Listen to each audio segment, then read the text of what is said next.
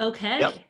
It says we're recording. This is a first. I'm trying to do this. Hello, everybody. It's Lisa Blume from Keller Williams. And I'm here with, I call him Dr. McKinley, Heath McKinley of McKinley Chiropractic. And I wanted to introduce you guys to him. The other day we were chatting and he was telling me that he was reading the Gary Keller Shift book. And it was like, oh, how's your business going? What are you doing? What are you doing different? So we got into this conversation. And I'm like, you really need to talk to my audience and give them a sense of what's going on in your world. One of the, I think, questions when we were talking is, how has this changed your clientele? What are they doing?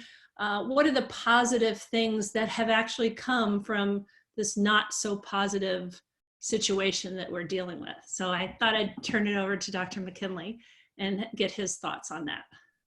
Yeah. Well, number one, I'm honored, and like I say, my connection to the Shift book. My brother is a team leader at a Keller Williams office in Peoria, and he told me about the book, and it just made me think about my friends, especially in the realty world. But I think he's a pretty intelligent guy, and I like following his podcasts. And I'm not that versed in realty, but I thought the book was pretty relevant. So thanks for inviting me. So I think, the more I thought about this, the thing that I think is positive, at least from my industry, which is the healthcare industry and health and wellness, is that no matter where people sit on what's happening right now as the world is kind of on its axis, is that clearly if you have had a good self-care routine, truly your health and wellness, mind, body, spirit, how you eat, think, move, which here in the United States, it kind of seems that if you sort of do things that are weird compared to the average person, then you're probably doing something right, because people just kind of go with the flow here. And even though we have a wonderful emergency room setting, we don't have the best wellness setting when it comes to all things wellness. And there's plenty of charts and lists, and I think you know what I'm talking about there. So I think a lot of people are just saying, wow, it's clear that not just with this pandemic, but with everything, the healthier I am now, I am more set up to respond to whatever stressor is about to hit my life next, whether it's a relationship stressor, an education stressor, a job stressor, not just your immune system, you're recovering from injury, whatever it might be, you're just going to bounce back quicker when you're starting at a better baseline. And that's one of the things we've taught here, for years. Like we voluntarily, shut down for most of April, and we were still doing a lot of teleconsults. So we're learning how to do this technology, and some of these people that have been calling in pre-booking for May or June, they know they couldn't come in while we were closed, but they were people that were letting things sort of go on. Like you might have heard about how a lot of medical professionals right now were saying stay away from NSAIDs, ibuprofens, because it looks like that drives down your immunity, especially with this particular virus. But we've been talking about that for years. And now it took something scary for people to think about it. So I remember this one lady called. She was, I think, working at some physical therapy center, and they were still open. And, she still has to go to work, but she's knowing that she's been taking, 2 ibuprofen 3 times a week for the last 6 months, and for her shoulder, whatever it was, and thinking, why am I putting up with this? It would have almost been easier if she broke her arm, because she would have been forced to fix the problem. But because it was this nagging neck shoulder thing, and you could kind of get by without really addressing it, it just kind of went on. And so many people are like that. In fact, there's a chair right in front of me that you can't see, which is where we usually have our first-time patients come in, and we sit down and chat about whatever issue they have. And because we're a wellness center, people are almost embarrassed to tell me that they're taking any medicine. They'll all say, well, I don't like taking medicine, doc. But I said, listen, I'm not being judgmental. I just need to know so I can mark it on your chart. Like, how much are you actually taking? And it's almost like I have to pull it out of them to tell me what they're taking for their headaches, migraines, what have you. So I just think those conversations that we've had this month over the phone with people, I can tell that someone who might have let things go in years past is now saying, you know what, I'm done with this. I'm going to get it fixed now. And I think that's a positive. Yeah, I think you're right. And I think we have to focus on ourselves, because if we don't focus on ourselves, then we can't be better in our business or be better with our kids and do whatever. Let me ask you this. Are you seeing different things now as we're dealing with this pandemic? Like, what are your clients coming in with or talking to you about? I know you opened today, so you had probably a caseload today of people. What is the primary thing that they're dealing with that's COVID is exacerbating? Yeah, I mean, everyone has, it's so funny, everyone has their own story, right? Everyone's got a way in which they've been affected by this, which anytime you're changing your typical routine, the body has to adjust to that.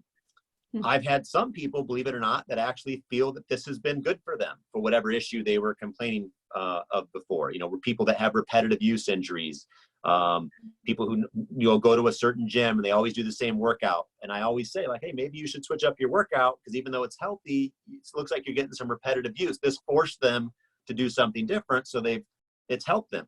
But most people, I would say, aren't having those like successes. The stress has created either a mild or moderate anxiousness, which has affected their sleep routine, which I always say is one of the most fundamental building blocks for anything recovery related to a health issue. You must sleep well. And, you know, what that definition is different for different people, but their sleep is off. They're going to sleep later. Look, I don't think you should beat yourself up if you're using more technology than usual. That's just going to happen right now. But I think people that normally haven't had headaches or migraines, that would be another one. So their sleep is off. They're getting headaches and migraines, even though they don't have a history of them. And I think that's multitude of reasons why that could happen. Just, you know, maybe you're trying to homeschool kids and they're younger and they're not self-sufficient. Maybe you're in a family that's two people are still working and you don't have a babysitter that can come over. You know, your head's down more, so you're on the screen more, or you're in bed watching shows longer than usual. Some of our first responders that we've been talking to, some over the phone and some that I've already seen today, they're not used to the mask. So the CO2 that you're inhaling, it's hard to breathe, and that creates a nauseousness and then a headache. So I've been telling people, look, you don't have to wear that mask all day long. You know, be smart about when you're wearing that. You know, in public places, we get it, but if, you know, too much is not a good thing. If you're by yourself, you know, walking down the street, you could take a break from that. Otherwise, you're probably going to get a headache. And anyone who's wearing those all day long knows what I'm talking about. So there's not really one solution for all that. But I would say, to answer your question, those are the few things that I'm seeing more of, just mild or moderate anxiousness, because there's still some uncertainty or about what's going on in their life. The sleep is off. When your sleep is off, it trickles down into other issues. And then just the common stress components of lack of movement, because you're not moving as much. So you get like the mid back, low back pain, and these sort of headache migraine scenarios. And if they've had a history of them, they're probably coming back. And so we've seen people that we've helped them correct their issues for years, and they're getting worried, like, oh no, doc, it's coming back. And I say, well, it's not really, I wouldn't say it's coming back. I think that's just your body's way of telling you you're not adapting well to stress again. So your body gives you these alarms. You don't like them. We call them symptoms, but they're simply like your light going off on your car, like low on tire pressure. You need air. Yeah. So that's kind of what you're seeing. I don't really have a one size fits all answer for that, but I think that makes sense. Then. Well, I appreciate it. Okay. All right. Do you have any other words of wisdom or any questions? I do. I think I was trying to think of something that maybe people haven't heard of. You know, I could go on and on about, yes, it's important that, you know, we're eating well. And if you know, learning something new, and you know, you can still find a way to exercise, and all these things related to wellness. You know, if you haven't implemented them before, you're probably trying to now. So hopefully how do you maintain at least one or two of those that you can tell are benefiting you so much now, once the gates start to open up a little bit more? Yeah. So two of the things that I tell people a lot that I don't think most docs talk about. one, I mentioned the cell phone, and I talk about it a lot in my office. I think it's the most, and right now, including me, Mr. No Cell Phone, I'm using it more, right? Look at us, we're doing this meeting. But it is, in my opinion, kind of the most non-regulated addiction in our society. And some of you even watching this right now might be like, geez, another live and another Zoom. And it's like, I can't.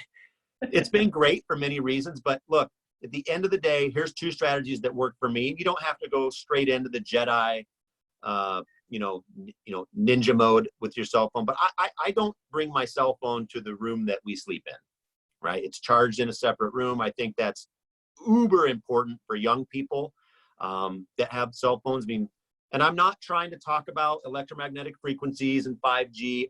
I don't want to get into that. I'm just saying being present and not having that near you so you can focus and just listen to yourself, having that present time consciousness, and then you're going to sleep and waking up naturally, not by these notifications from Facebook or, airline tickets that are cheap or whatever it might be.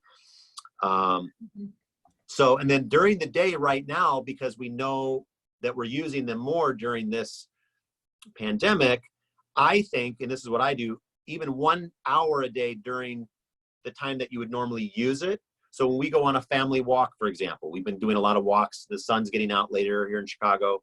So yesterday from 4:30 to 6, we were outside. I left my cell phone at home. Yeah. Right. And it felt very refreshing because I was just more focused. Then when I got back, I sort of felt like it was the old AOL days. I'm like, oh, I've got mail.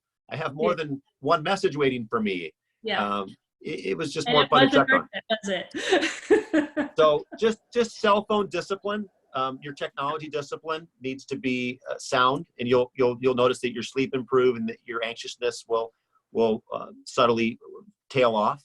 And then my second point was, when I was talking about this last night with my wife, I think that, we use this term social distancing, and I kind of, in a way, wish we called it physical distancing, because socially we're almost more connected than ever, right? And one of the things that I've always done, I got this from my father-in-law. My in-laws are from Uruguay, South America. And every Wednesday night, all the guys went out and had dinner together. The same guys, some doctors and lawyers and construction workers, and everyone, they were all high school buddies. And, they tagged me along one night when I was courting my wife. And I just thought, what a wonderful tradition. You mean you do this every Wednesday night? And it wasn't like poker and cigars. It was just like a restaurant and laughing and making fun of each other. And I think, at least for me, living in the city and seeing the people that I deal with, I think Americans generally have this sort of wait to the weekend mentality. And when you have a family and kids and you're really into that too, like, for example, I like to play golf, but I don't play golf on the weekends because that would take all the time away from my kids. And that's kind of against my value. So I usually only play golf during the week. I have the flexible schedule, and I'll play with my dad while my kids are in school. So I get together every Thursday night with a very good friend of mine. And as soon as I leave the office, we go to a yoga class, and then we go out to eat together.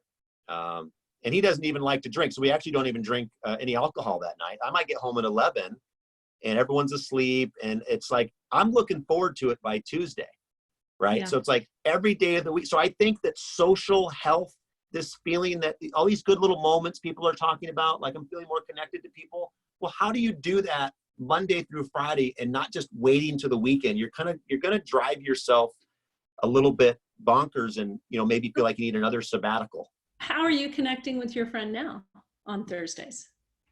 It's great. So I ride my bike a lot right now. And I ride down the street to where his house is. I call him on my phone. I take it with me. He comes out and we chat from across the street to each other. And his boys know my boys. So we kind of talk and, probably whatever one side of the street to the other is.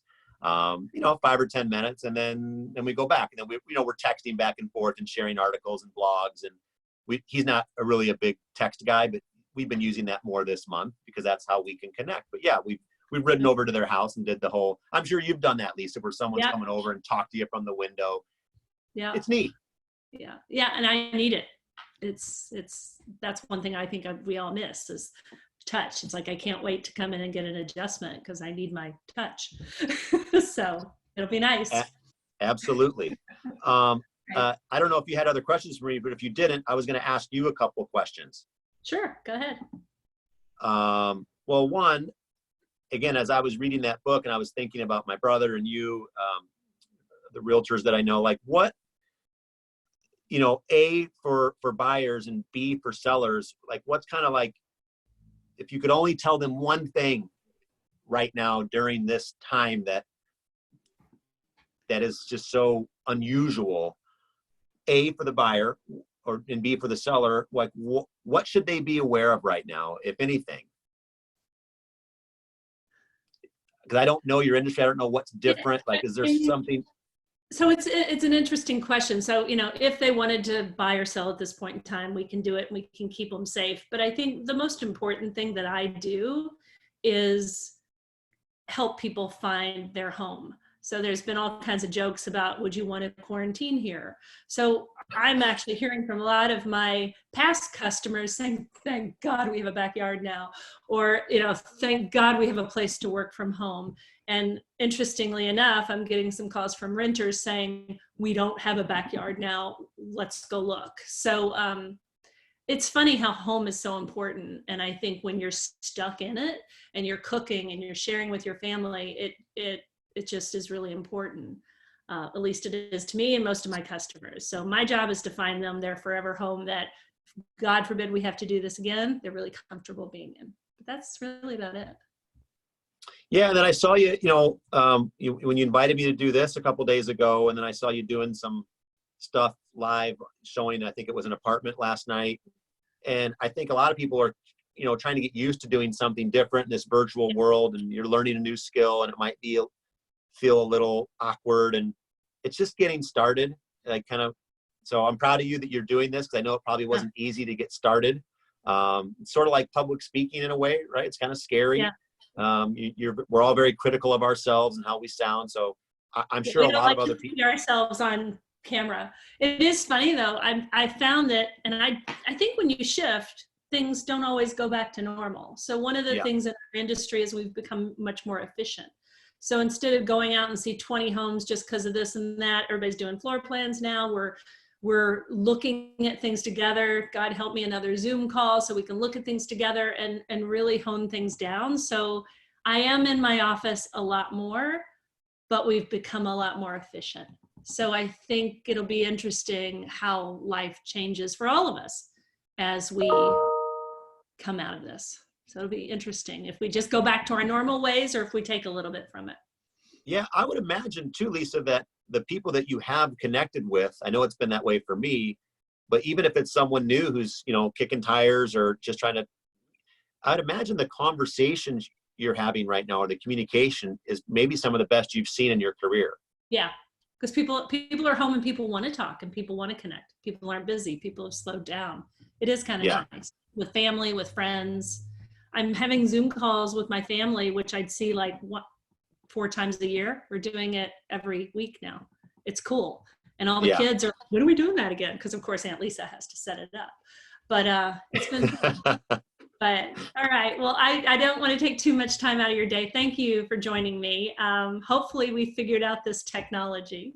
I don't think it's Facebook Live, but I will post it. So thanks for inviting me, and I'm just grateful for you. Okay, I'll see you soon. Okay. Bye. Bye-bye. Tell the girls bye. Bye. Bye-bye.